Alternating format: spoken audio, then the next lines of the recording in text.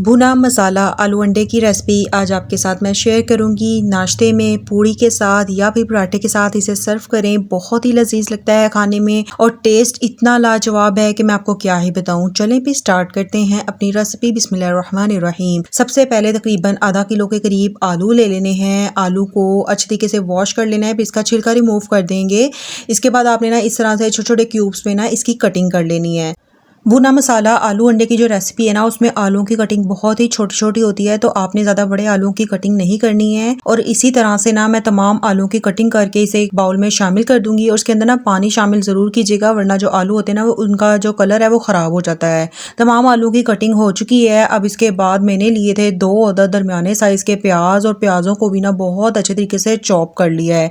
तमाम चीज़ों की कटिंग बहुत ही मैंने छोटी छोटी की है। इसके साथ ही 3 अदद टमाटर लिए थे दरमियाने साइज़ के, इनको भी अच्छे से चॉप किया है। 4 से 5 मैंने हरी मिर्चें ली हैं।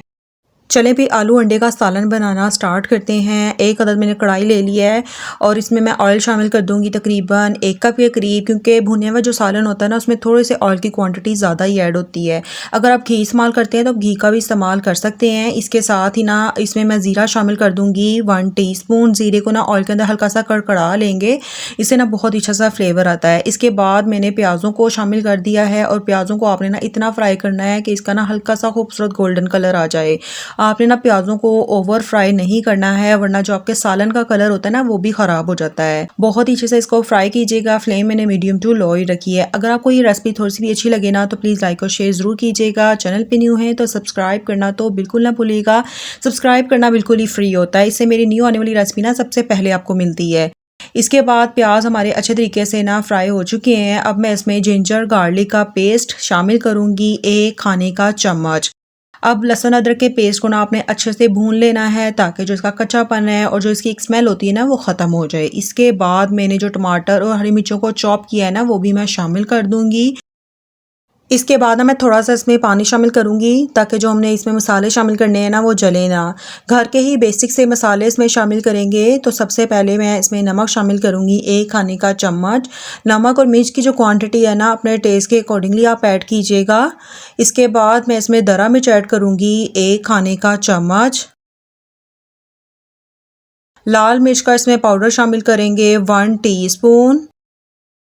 सूखे धनिए का पाउडर मैं इसमें शामिल करूंगी 1 खाने का चम्मच। हल्दी इसमें शामिल करेंगे 1/2 टीस्पून। इसके बाद अब इन तमाम मसालों की ना आपने भुनाई बहुत अच्छे से करनी है। जितने अच्छे से आपने भुनाई की होगी ना, उतना ही लजीज आपका सालन बनेगा, क्योंकि जो पाकिस्तानी खाने होते हैं ना, उनकी भुनाई बहुत ज़्यादा की जाती है। तो आपने अच्छे तरीके से इसको भून लेना है। अगर आपको पानी की ज़रूरत महसूस होना तो आप थोड़ा सा पानी और ऐड करें, उसकी अच्छे से भुनाई करें। तकरीबन 3-4 मिनट तक मैंने इसकी अच्छे से भुनाई की थी। इसके बाद ना मैं अब इसमें आलू शामिल कर दूँगी। आलू का ना तमाम पानी आपने निकाल देना है। और आलू शामिल करने के बाद अब आपने ना इसको भी 2 से 3 मिनट के लिए ना मसाले में अच्छे से भूनना है। इससे क्या होगा कि जो तमाम मसालों का फ्लेवर है ना, वो आलू के अंदर तक एब्जॉर्ब हो जाएगा, और जो हमारे आलू है ना, वो भी हल्के हल्के से ना क्रिस्पी से हो जाएंगे फ्राई करने से।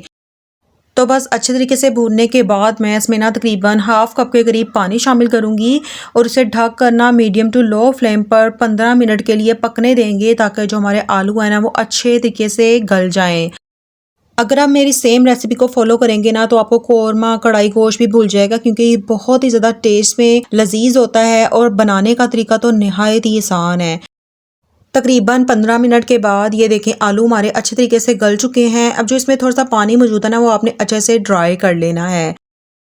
इसके बाद मैं इसमें अंडे शामिल करूंगी। अंडों की क्वांटिटी आप अपने हिसाब से इसमें ऐड कर सकते हैं। तो मैं इसमें सिर्फ 4 अदद अंडे शामिल कर रही हूँ। और अंडों को शामिल करने के बाद ना आपने चम्मच नहीं चलाना है। 1 मिनट के बाद आपने बहुत ही हल्के हाथों से चम्मच चलाना है। इस तरह से जो अंडे हैं ना, वो मोटे मोटे जैसे मगज़ होता है ना, इस तरह के दिखाई देते हैं, जो लुक में भी अच्छे लगते हैं और टेस्ट में भी बहुत ही लजीज लगते हैं। तो बस 1 मिनट तक मैं बिल्कुल भी चम्मच नहीं चलाऊँगी। उसके बाद आप देखिएगा अंडे हैं ना, वो थोड़े मोटे मोटे फुटकी की तरह बन जाएंगे। ये देखें, इसके बाद आपने हल्के हाथों से चम्मच चलाना है। अक्सर लोगों को बहुत ही अंडे का टेस्ट बुरा लगता है, उनको कच्चापन लगता है। तो इस तरह से आप जब अंडे शामिल करेंगे ना तो बिल्कुल भी अंडे आपको कच्चे नहीं लगेंगे, अंडों की स्मेल नहीं आएगी। तो बहुत ही हल्के हाथों से मैं इसे मिक्स कर रही हूँ। इसके बाद मैं ढक कर ना इसे 10 मिनट के लिए पकने दूंगी। इससे अंडों का कच्चापन और जो स्मेल है ना वो ख़त्म हो जाएगी। 10 मिनट के बाद अब आपने ना इसकी 2 से 3 मिनट के लिए अच्छे से भुनाई कर लेनी है। अभी से ही बहुत ही शानदार खुशबुएं आ रही हैं। भुनाई करने के बाद मैं इसमें हरा धनिया शामिल कर दूंगी ताकि बहुत ही अच्छी सी लुक और खुशबू आए।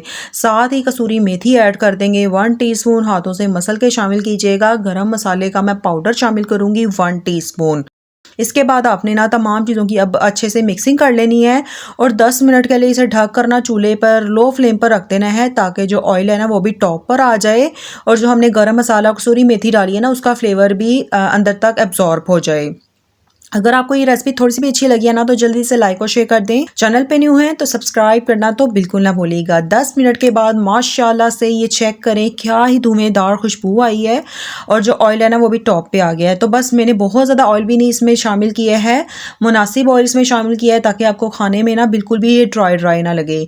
और आप देख सकते हैं घर के ही मौजूद बेसिक से इसमें तमाम मसाले शामिल किए हैं, कुछ भी आपको बाज़ार से नहीं लाना होगा। तो बस इसे झटपट से बनाएं और सबको पूड़ी या फिर पराठे के साथ सर्व करें। ब्रेकफास्ट के मेन्यू में इसे ज़रूर आप शामिल कीजिएगा। ये देखें कितना सॉफ्ट सा हमारा आलू है, बहुत ही ज़बरदस्त मसाला है। तो ज़रूर ट्राई करें, मुझे फ़ीडबैक दें। मिलते हैं किसी नई सी रेसिपी के साथ, तब तक अपना बहुत ख्याल रखिएगा। अल्लाह हाफिज़।